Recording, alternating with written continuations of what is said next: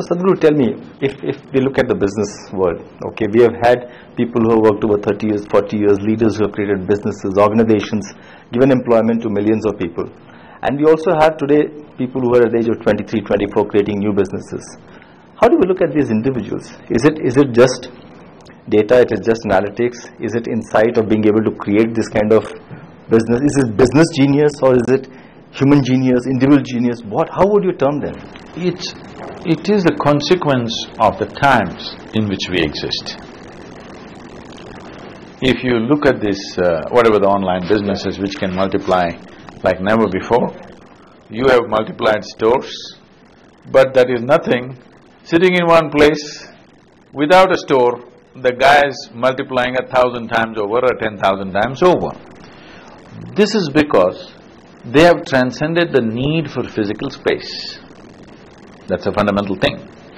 Once you transcend the need for physicality in some way, it's not a total transcendence, but in some way, some transcendence of physicality has happened in these new businesses. Because of that, they are taking a giant step in time. But Sadhguru, there are transactions happening without human interaction. I mean, if I try to, see this in the next 50 years or 100 years, I don't have the ability to look at it. We're likely to have a world where probably human beings will not interact. I mean, it's an amazing new world which is getting created. No, they're on the Facebook, don't worry. Yeah, but Facebook is still Facebook. I mean, they don't know. I mean, in the office we have people sitting next to each other and they talk on the Facebook. Always human beings have been trying to hide their face, even with the closest human beings around them. Now technology is aiding them to be successfully so, okay? Now you can show the face you want to show without revealing your face as such. But you think it is good for the development of the human beings in terms of the way things are going? Less interactions, I don't know whether it is emotionless world. See, there was a time, I still love it, if I'm driving somewhere and I see a local shandy happening in some village, I always stop and walk through everything. I will just go and bargain the vegetables, the fish and the dry fish and all those concoctions, the whale bone that'll make you invisible. All these things, none of them I need it because I'm driving on the highway, but I just like to talk to them and bargain because this is something that they value. He says 100 rupees, you say no, 25 rupees, and you talk to him, and then because I took his time, in the end I'll give him 25 rupees and come, but I don't buy it. But you also enjoyed the process. No, why I'm telling you this is, I can do without the talk, but this is a dying space. This is going to go away. That to buy a vegetable for 20 rupees, you talk to the guy for 20 minutes, okay? This is a dying space. So because I know in another 5, 10 or 15 years this will be completely gone, I'm just enjoying a relic. A friend of mine said that his son is so involved in technology that to call him out for dinner or lunch, they send a message to Facebook. Because he doesn't pick up his phone in his own room. Where are we going? I mean, is this information age taking us away from inside, away from relationship? You used to knock on the door, all right? Yeah. If your son was locked himself, you used to knock on the door. You knock on the Facebook, what's the big deal, I'm asking? Yeah, that's true. That's true. Yeah, it's not. But the parents felt it's that not any different. Yeah, that's true. See, you thought phone is okay for your age. Yeah. My grandfather would have thought calling somebody inside the house by phone was a sacrilege for him, okay? He'll raise his voice and shout, "Where are you?" So now you thought in the phone you could call him. Now they thought a message is good enough, a mail is good enough. Now Facebook. One more method of doing things. Yeah. We shouldn't be worried about that.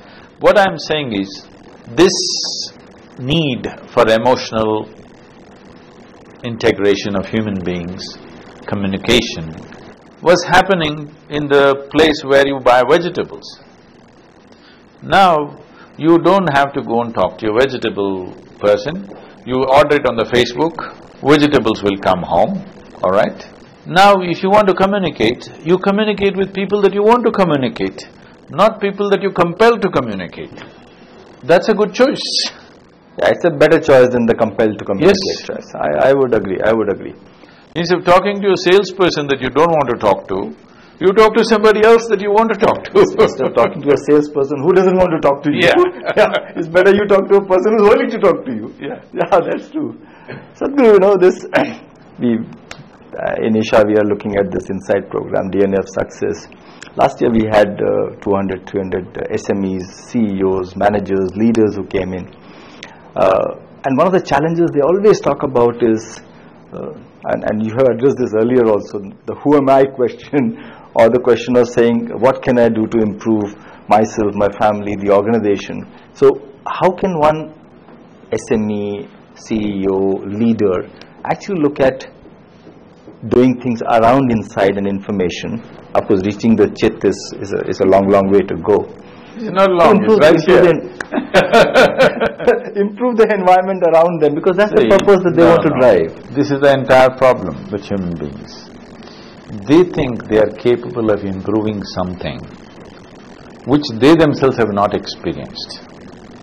See, parents are always thinking their children should be very happy. But they can't demonstrate happiness on a daily basis. All they demonstrate is anxiety. How will the children be happy? So I'm saying the fundamental flaw in the way we are approaching our activity, for which we are paying a heavy price, is we are always trying to enhance the activity. This is the mode of our education. We are trying to enhance the activity. I'm saying you enhance yourself. If who you are is enhanced, everything that you do is naturally enhanced. After a short break, Sadhguru talks about the role of leadership in business, the key to ultimate goal, and the realm of devotion for personal growth. Stay tuned. Always human beings have been trying to hide their face, even with the closest human beings around them. Now technology is aiding them to be successfully so, okay?